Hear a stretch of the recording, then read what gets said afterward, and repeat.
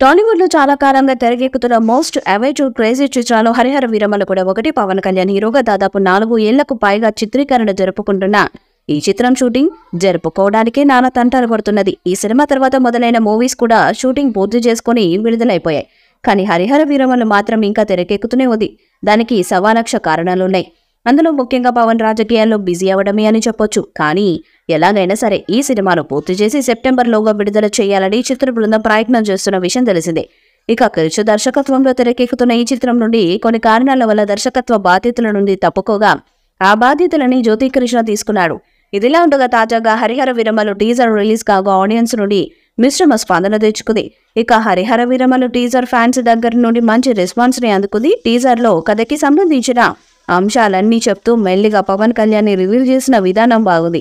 ఇదిలా ఉండగా టీజర్ ద్వారా హరిహర వీరమలు సినిమా 2 పార్ట్స్ గా ఉండబోతుందని టీజర్ ద్వారా మేకర్స్ అనౌన్స్ చేశారు. ఇంతకు ముందు వచ్చిన అప్డేట్స్ లో గానీ టీజర్ లో గానీ 2 పార్ట్స్ ఉంటాయని చెప్పలేదు. కానీ సడన్ గా ఈ చేంజ్ ఎందుకు అయ్యారో అని 2 పార్టీగా ఎందుకు తీస్తున్నారో అని నెటిజన్స్ సందేహాన్ని వ్యక్తం చేస్తున్నారు.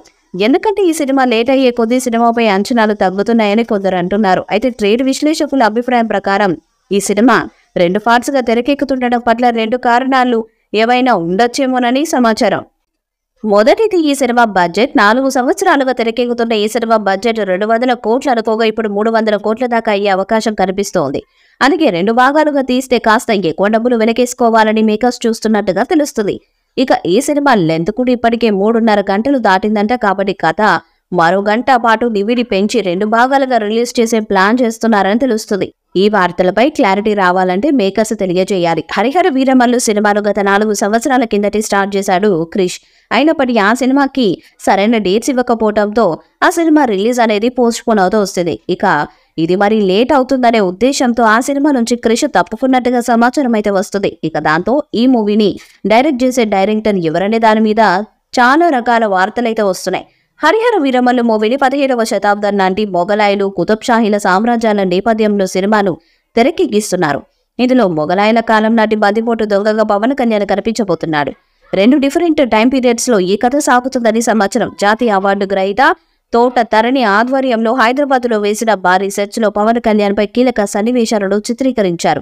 ఈ సినిమా కోసం పవన్ కళ్యాణ్ మార్షల్ ఆర్ట్స్ లో ప్రత్యేకంగా శిక్షణ తీసుకున్నాడు.